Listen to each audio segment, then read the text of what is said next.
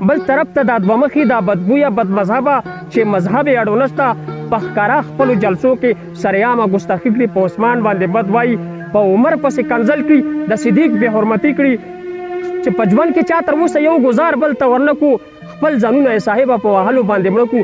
نن هغه خلک رچک دي زمونږ په وړاندې بدمشي کړي. نصیب جانه نظم درته وایم چې په رښتیا رښتیا ویلو دا سړی د ډېرو خلکو په نظر کې ډېر بدنام ده.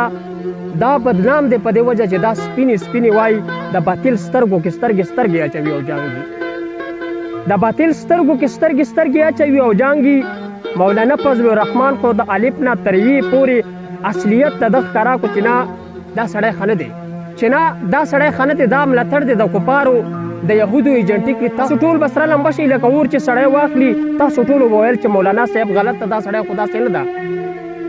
تاسو ټولو به ویل چې مولانا صاحب غلط ته، دا سړی خو داسې نه ده. اوس مو ولیدو په خپله چې سکولونه کالجونه مدرسې یې بېرته بند کړې، جوماتونو ته تللی نه شي، په منځونو پابندي شوه، حج عمرې در باندې بند شوې.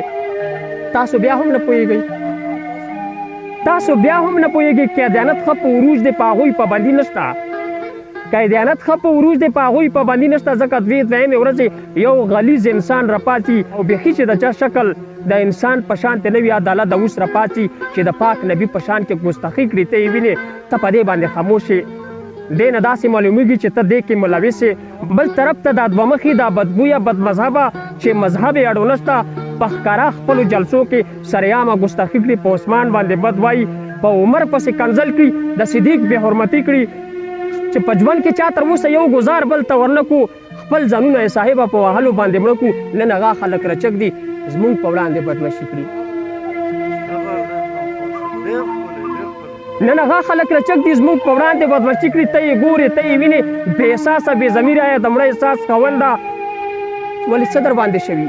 بنګ دې سکلي که دی، بې احساسه بې ضمیره یې د مړه احساس خونده. ولې څه در باندې شوي؟ بنګ دې سکلي که دی. عجیبه غوندې ډرامه ده، په کردار یې نه پوهېږو چې دا څنګه بیماري ده، دا وبا څنګه وبا ده چې سړی په سړي لګي، بازارونو کې هجوم ده، چې سړی په سړي لګي، بازارونو کې هجوم ده، جلوسونه دي، جلسې دي. ولې دا خلک خپل کرونا دوی ته څه نه وایي؟ که نه دوی سره پرمټ دی. ولې دا خلک خپل دي کرونا دوی ته څه نه وایي؟ که نه دوی سره پرمټ دی. زه د شر خبرې نه کوم، د فساد خبرې نه کوم. ستا د خولې هره خبره زه په سر سترګو منمه. زه منمه چې وبا ده، زه منمه چې عذاب دی. ته اوس څه وایې چې صاحبه جوماتونه ورته پرېږدو، دا منځونه ورته پرېږدو؟ څه دلیل در سره شته ده؟ کم کتاب نه ثابت شوي؟ څه دلیل در سره شته ده؟ کم کتاب نه ثابت شوي؟ موږ خو صاحبه مهربانه کتابونه لټ په لټ کړو. ترمذي ابي داود کې په مشکات شریف کې نشته، بخاري مو مطالعه کړو. که یقین دې په خدای کېږي انبیا خو داسې نه کړو، که یقین دې په خدای کېږي انبیا خو داسې نه کړو. د هغوی خو دا معمول و چې سخت امر به راغی د الله طرف نه، داسې څه عذاب به مسلط شو، سمدستي به فکرمند شو، د جومات روح به یې وکړو،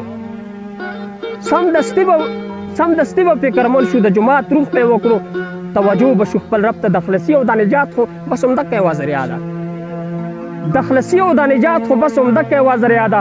دا سړی صمد غمخوره بیخي ګډې وډې وایي، دا په ګډو وډو سر دی. خوله یې خپله د منمه، خوله یې خپله د منمه، خو خبرې د بل چا کړي، خو خبرې د بل چا کړي.